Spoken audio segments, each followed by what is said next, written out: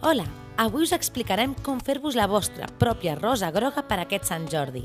Necessitareu un munt de cinta groga, unes tisores i simplement agafem força cinta per poder fer la nostra rosa.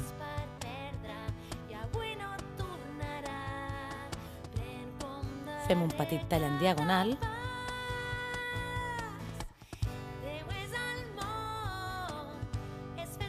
i quan tenim aquest extrem, busquem endreçadament l'altre extrem de la cinta per fer el primer plec.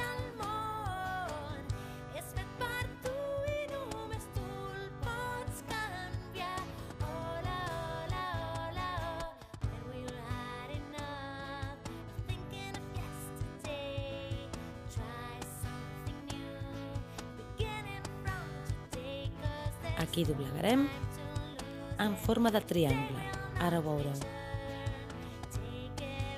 amb una de les cintes, i a partir d'aquí es tracta de fer quadradets. Passem la cinta d'un cantó a l'altre i així successivament. Una per aquí, una per allà.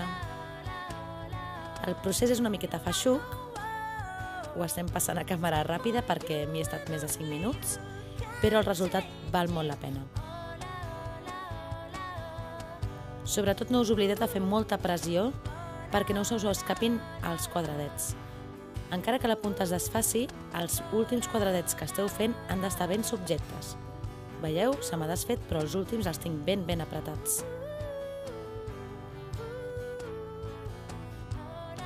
Quan haguem acabat de fer plecs, buscarem un punt fixe.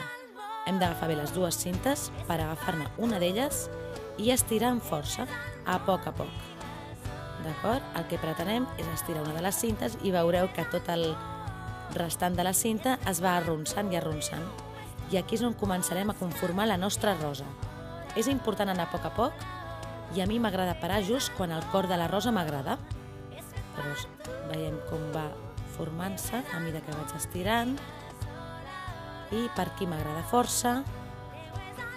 Li dono una miqueta de forma amb els dits i també m'agrada descartar els últims pètals que no m'encaixin dins la forma de la flor. Per exemple, aquí.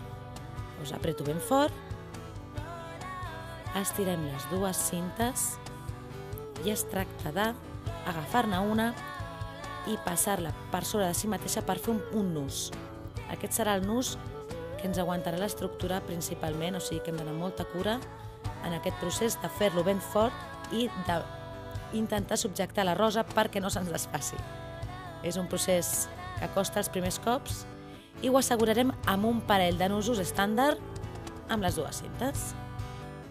Desfem una miqueta, acomodem una miqueta el llaç perquè la nostra rosa tingui la forma perfecta. I aquí la tenim.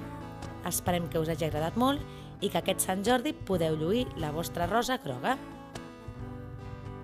Moltes gràcies.